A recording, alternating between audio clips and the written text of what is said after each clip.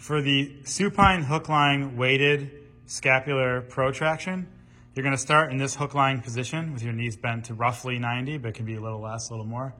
With 2 light dumbbells in your hand, somewhere between 2 and 5 pounds, we would not recommend going any higher than that. From there, what you're going to do is dig your heels in the ground and try to, almost like you're trying to pull your body forward, we're going to try to take your tailbone off the ground into a posterior pelvic tilt, keeping your low back flat on the ground. You should feel your hamstrings. From here, we're going to bring your arms straight up, as you can see here.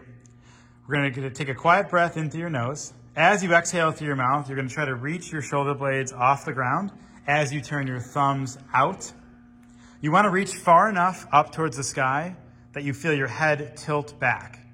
Almost like you think about your chest sort of coming down and your head tilting back. We're going to hold that position for breaths, focusing on keeping the neck off completely. You should not feel your neck at all. You should just feel a lot of rib movement on your breaths.